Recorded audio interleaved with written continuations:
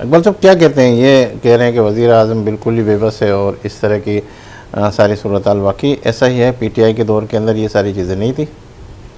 देखिए, पाकिस्तान की अगर हिस्ट्री में जाएं तो आपको पता है पीटीआई के तो वज़ीर आज़म जो खान साहब थे तो उन्होंने खुद ही कहा है कि मैं जो काम करना चाहता था मुझे नहीं करने दिया। तो वो तो पहले एडमिट कर चुके कि मैं भी बेबस था।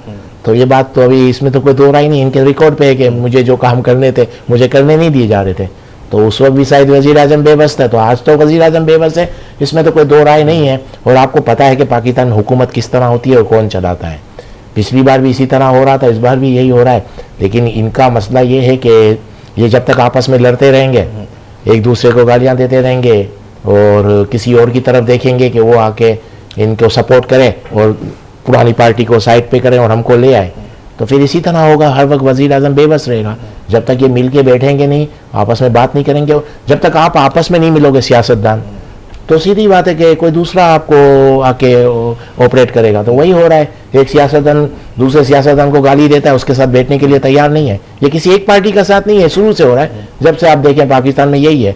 तो आप खुद किसी को ताकत दे रहे हो, किसी को इन्वॉल्व कर रहे हो, तो वो आ रहे हैं। जब तक आप अभी बैठोगे नहीं, अभी भी ये लोग नहीं बैठते, तो ये चीज़ तो इसी तरह होती रहेगी। जब तक सियासतदान आपस में नहीं बैठेंगे, एक दूसरे को नीचा नहीं दिखाएंगे, नीचा दिखाने के लिए काम नहीं करेंगे, एक दूसरे को मतलब उसको फारिग करो, इसको फारिग करो, ये वाली सोच खत्म होगी, इसके बाद ही इंटरफेरेंस खत्म होगा। नहीं तो हर वक्त का वज़ीर आज़म बेबस रहेगा।